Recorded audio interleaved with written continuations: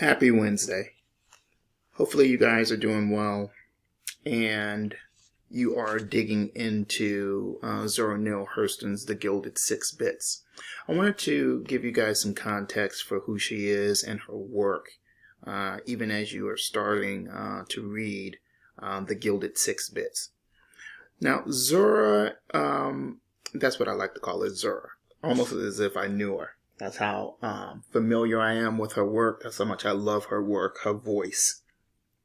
Now, her novels, her short stories, and she even wrote plays. It really depicted African American life in the South in a fresh and new way. There was a deeper level of authenticity.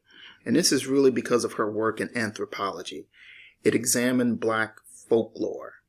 Now, her influence really spans across the 20th century, impacting many writers of all colors and shades and backgrounds. She really did cement her place in history as one of the foremost female writers of the 20th century. Now, throughout her life, Hurston dedicated herself to promoting and studying Black culture. She traveled to both Haiti and Jamaica to study the religions of the African diaspora. Her findings were also included in several newspapers throughout the United States at that time.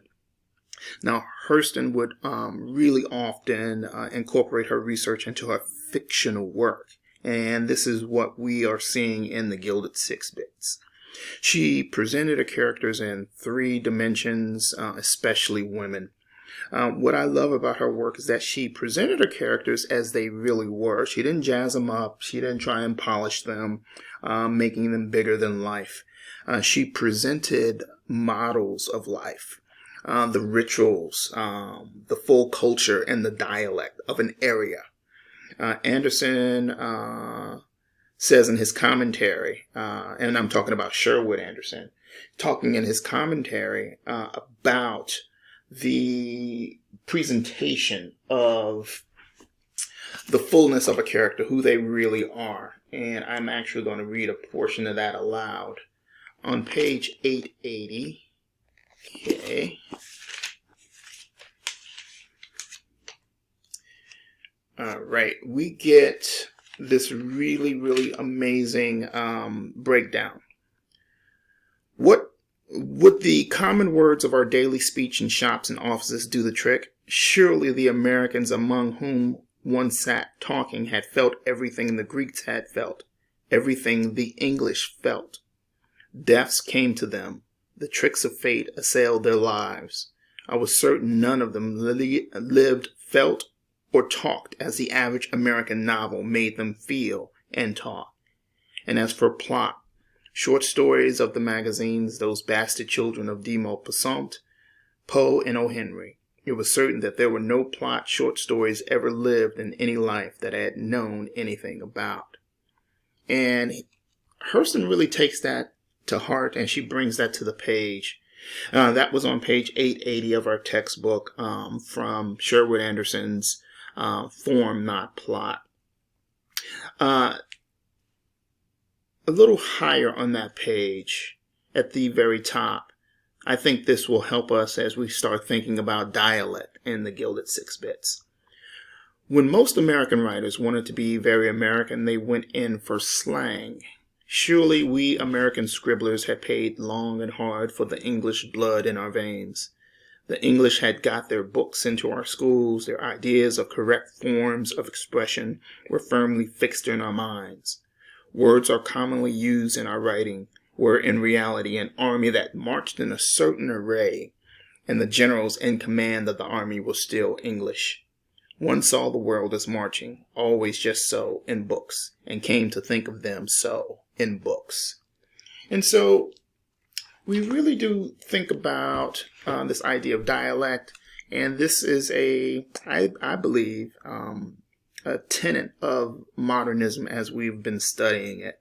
And so Zora Neale Hurston brings the full understanding of Black dialect in the South at this particular point in time to the page, unfiltered, uncut, raw.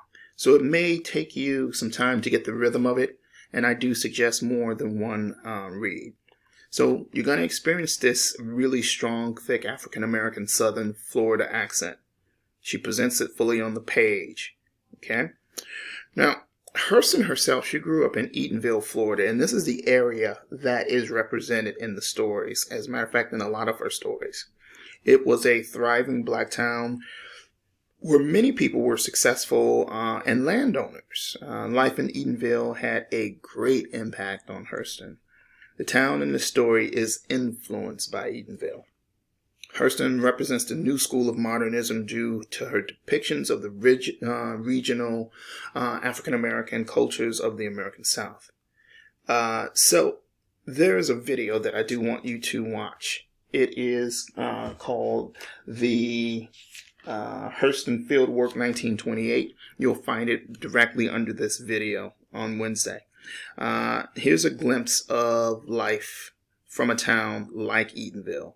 Now, this is an ethnographic film shot by Hurston herself, and you'll get a sense of life as it's represented in the Gilded 6-bits in this video. This will give you a deeper foundation to different regional cultures and rituals. Take in the video and use that understanding that you're able to pick up in your reading of the Gilded 6-bits and definitely in your discussion board. As you are actively reading, remember to jot down those thoughts. When you are watching the video, actively watch the video. Jot down thoughts as you are watching the video. You can watch it as many times as you want, of course. But understand that this is all coming from a deeper place. It's not just a story that was made up in the imagination. These were lived experience observed through Zora Neale Hurston and her ethnographic lens, and she brings that to the page in her fiction. If you have any questions, comments, or concerns, reach out to me, but jump into the story, and I'll see you guys on Monday.